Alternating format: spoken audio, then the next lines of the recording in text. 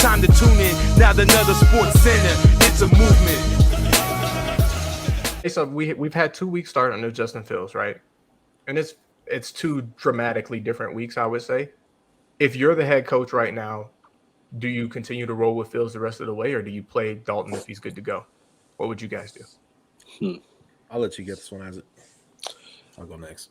That's tough. I would say since it's just one game, I'd probably go back with Dalton just to finish the progression because I think now that'd probably be the best outcome.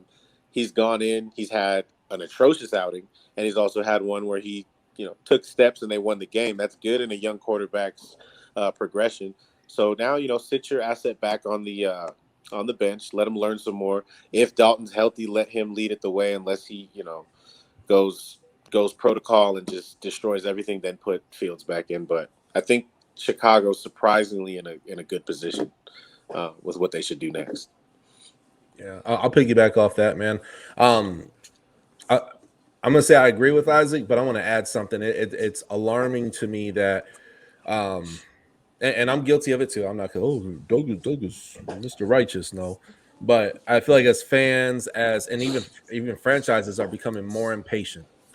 It's become more and more impatient with how a rookie. What does a successful rookie year look like?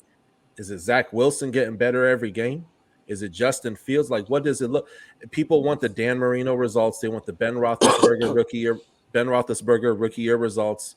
They want the Russell Wilson rookie year results, and that doesn't always happen. Where like rookie, you march your team right into the playoffs your rookie year, and that a majority of the time it doesn't happen. So, but I would like to see him get on the bench, man. But I'm cool to seeing him out there. I just, that O-line is still coming together. It definitely got a little bit better, the Chicago Bears. But I would like to see Andy Dalton out there, and I think, and the only reason, and it's not that I don't want to see Justin Fields out there.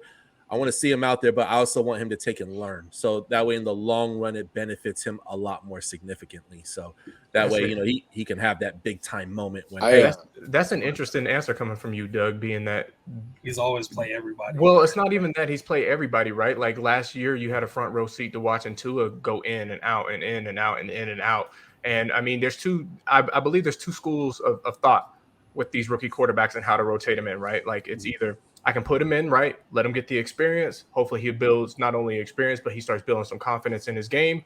And maybe the season is a wash. Maybe he's serviceable enough to make us competitive. But either way, he's got year one under his belt. Next year, we hit the ground running, right? That's the first train of thought. Second train of thought is I put my rookie out there, throw him into the fire, and instead of him building his confidence and getting better, that he's actually getting worse because these defenses are hounding him and they're destroying him and beating down on his confidence because he's taking sacks that he's never taken in his football life before. He's making throws that he's never made in his football life before. And I mean, he is experiencing the lows of the NFL early, and mentally it is kind of hard for some of these guys to go back. So I'll be honest, I don't know exactly what I would do in Nagy's shoes. And who knows what the right or the wrong way is, because we've seen evidence for both formulas working.